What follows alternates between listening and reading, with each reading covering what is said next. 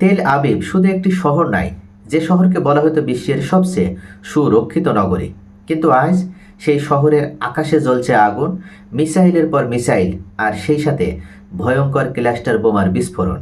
এখন প্রশ্ন একটাই, আয়রন ডোম কি তাহলে ভেঙে পড়েছে? ইসরায়েল কি সম্পূর্ণ এখন অরক্ষিত হয়ে পড়েছে? ইরানের শক্তি আসলে কতটুকু ধাক্কা দিতে পারবে ইসরায়েলকে, আর শেষ পর্যন্ত কে জিতবে? এই বিষয়গুলো নিয়ে আজকের ভিডিওতে বিস্তারিত আলোচনা থাকবে। তবে ইসরায়েলের অহংকার, আয়রন ডোম, ডেভিড সিলিং এবং অ্যারো সিস্টেম, তাদের প্রত্যেকটা প্রতিরক্ষা ব্যবস্থা সম্পূর্ণভাবে ব্যর্থ হয়ে গেছে ইরানের আঘাতের সামনে। কিন্তু কারণটা কি? ইরান কেন এত শক্তিশালী?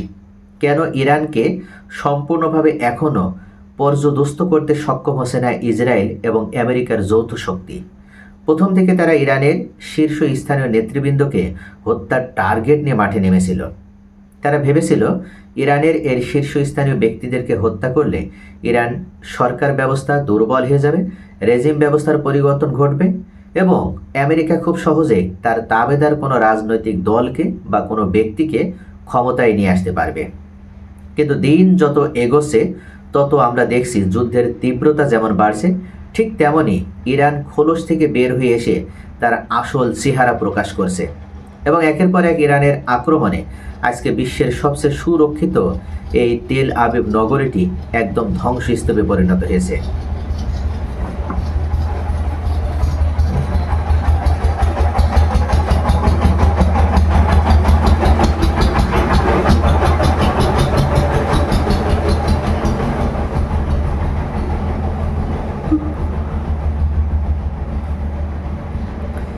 আজকের এই ভিডিওতে আমরা জানব তেল আবিবে কি ঘটছে এখন, কেন ইসরায়েলের প্রতিরক্ষা ব্যর্থ হচ্ছে, ইরানের আসল স্ট্র্যাটেজি কি, আর সবচেয়ে গুরুত্বপূর্ণ সেটা হচ্ছে এই যুদ্ধ শেষ পর্যন্ত কোথায় গিয়ে থামবে। গত 24 ঘন্টায় তেল আবিবে যা ঘটেছে তা গত কয়েক বছরের মধ্যে সবচেয়ে ভয়ঙ্কর। আকাশে একসাথে ডজন ডজন মিসাইল, কিছু সরাসরি শহরের ভিতরেও আঘাত করেছে।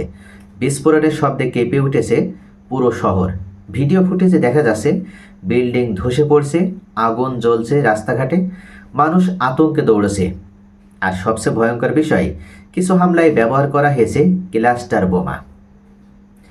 ইরান দ্বিতীয় পর্যায়ের বড় এক ধ্বংসস্তূপের সামনে দাঁড়িয়েছে।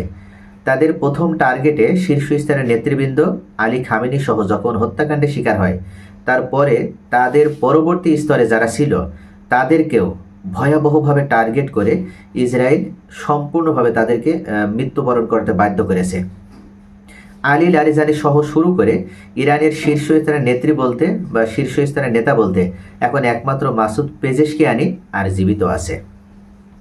তো এরই মধ্যে এখন যে বিষয়টা দাঁড়িয়েছে সেটা হচ্ছে আজকের এই ভয়াবহ এবং জটিল যে পরিস্থিতি, এই জটিল পরিস্থিতির পেছনে ইরান এত শক্তি কোথায় পাচ্ছে, যেখানে তাদের প্রথম সারির একজন নেতাও আর জীবিত নেই। তারপরও ইরান এতটা সাহসের সাথে, এতটা দক্ষতার সাথে কিভাবে যুদ্ধে লড়ে যাচ্ছে। শুধু তাই নয়, ইরান খোলস থেকে বের হয়ে তাদের যে শক্তি সেটার প্রদর্শনে তারা দেখাচ্ছে। প্রথমে সিম্পলভাবে ড্রোন বা মিসাইল অ্যাটাক করেছিল, এখন দেখা যাচ্ছে তাদের সবথেকে শক্তিশালী ক্লাস্টার বোমা, এমনকি এই মিসাইল দিয়ে সেই ক্লাস্টার বোমা বিস্ফোরণের মাধ্যমে ইসরায়েলি তেল আবিব নগরটিকে সম্পূর্ণ একটা ধ্বংসের নগরীতে পরিণত করছে। এই ক্লাস্টার বোমা সম্পর্কে যদি আমাদের জানতে হয় তাহলে আগেই যে বিষয়টি বলে রাখি সেটা হচ্ছে এটা এমন একটি বোমা যেখানে একটি বোমা বিস্ফোরণের পর চতুর্দিকে ছড়িয়ে ছিটিয়ে আরও শত শত বোমার ছোট ছোট বোমার আঘাত তৈরি হয়। অর্থাৎ এক জায়গায় একটি মাত্র বোমা যখন ইরানের পক্ষ থেকে নিক্ষেপ করা হয় তখন সেই বোমাটা সেখানে স্থির থাকে না, এই বোমা থেকে চতুর্পাশে আরও ছোট ছোট বোমার বিস্ফোরণ ঘটে এবং সেগুলো বিভিন্ন জায়গাতে বিভিন্ন টার্গেটে যে আক্রমণ করে।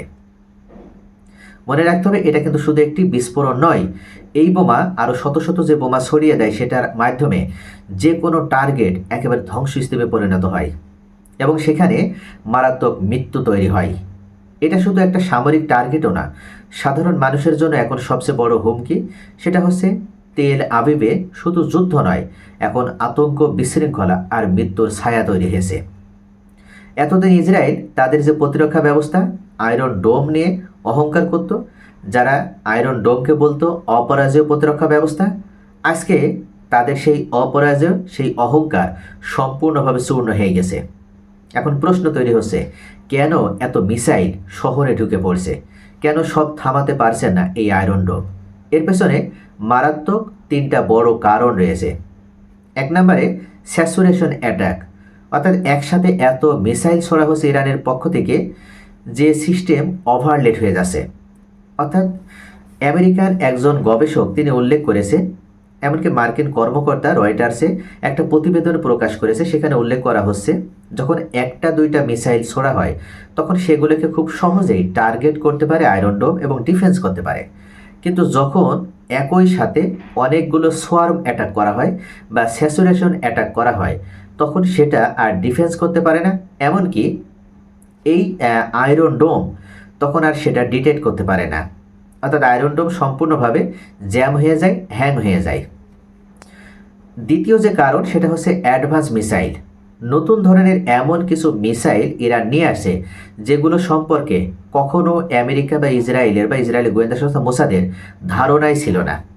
ইরান এগুলোকে খুব সুরক্ষিতভাবে তারা রাখতে পেরেছিল। এখন এই যুদ্ধের সময় একের পর এক তাদের সেই সুরক্ষিত দুর্গ থেকে এই ভয়ঙ্কর মিসাইলগুলো তারা বের করছে এবং ইসরায়েলে একের পর এক টার্গেট করছে, যে কারণে ইসরায়েলও বুঝতে পারছে না যে তাদের পরবর্তী টার্গেটে বা পরবর্তী আক্রমণে ইরান কোন অস্ত্র ব্যবহার করছে। 3 নম্বরে মাল্টি ডিরেকশন অ্যাটাক, অর্থাৎ একসাথে বিভিন্ন দিক থেকে আক্রমণ করা হচ্ছে, যে কারণে ডিফেন্স সম্পূর্ণভাবে বিভ্রান্ত হয়ে যাচ্ছে, ফলে আয়রন ডোম সব কিছু থামাতে পারছে না। এখন কথা হচ্ছে, ইরান কি শুধু হামলা করছে? উত্তর হচ্ছে না। এটা একটা পরিকল্পিত স্ট্র্যাটেজি, যেখানে প্রথমে ড্রোন অ্যাটাক করা হচ্ছে, তারপরে মিসাইল অ্যাটাক করা হচ্ছে, তারপরে ক্লাস্টার বোমা দিয়ে অ্যাটাক করা হচ্ছে। মানে ধাপে ধাপে ইসরায়েলের প্রতিরক্ষা দুর্বল করা হচ্ছে। এবং সবচেয়ে বড় বিষয়, এখন টার্গেট শুধু সামরিক নয়, অর্থনীতি, মনোবল, অর্থাৎ সব ধ্বংস করা। এখন তেল আবিবে আতঙ্ক তৈরি করাই ইরানের মূল লক্ষ্য। এই স্ট্র্যাটেজির আমরা যদি মূল লক্ষ্য দেখি তাহলে সেই লক্ষ্যে ইরান সম্পূর্ণভাবে এখন পর্যন্ত সফল বা ইরান এগিয়ে আছে। আজ ইসরায়েলের সাধারণ মানুষের যে অবস্থা, তাতে করে আশ্রয় কেন্দ্রে প্রচণ্ড মানুষের ভিড় তৈরি হয়েছে, রাস্তাঘাট প্রায় ফাঁকা হয়ে গেছে, স্কুল অফিস বন্ধ হয়ে গেছে এবং মানুষের মনে একটাই আতঙ্ক তৈরি হয়েছে, তারা কি নিরাপদ? যে দেশ সবসময় শক্তিশালী আর সেই দেশের মানুষই আতঙ্ক রয়েছে। এটা শুধু সামরিক কোনো আক্রমণ নয়, এটা কিন্তু একটা মানসিক যুদ্ধ। এই সংঘাত এখন শুধু ইরান ইসরায়েল নয়, মধ্যপ্রাচ্যে চলছে। এর কারণে ফ্লাইট বন্ধ হয়ে যাচ্ছে এবং তেলের দাম আকাশ ছোঁয়া। বিশ্বজুড়েও একটা আতঙ্ক তৈরি হয়েছে যে শেষ পর্যন্ত এই যুদ্ধ কি তাহলে আরও বড় আকার নেবে, না এই যুদ্ধে অন্য দেশগুলোও জড়িয়ে পড়বে। এখন বিশ্লেষকরা বলছে সামনে আরও বড় হামলা হতে পারে, নতুন অস্ত্র ব্যবহার করা হতে পারে এবং যুদ্ধ দীর্ঘস্থায়ী হতে পারে। আর সবচেয়ে ভয়ঙ্কর, এই যুদ্ধ নিয়ন্ত্রণের বাইরে চলে যেতে পারে। তেল আবিবে আগুন, আকাশে মিসাইল আর মানুষের মনে ভয়। আয়রন ডোম কি তাহলে সত্যিই ভেঙে পড়েছে, নাকি এটা আরও বড় কিছুর শুরু?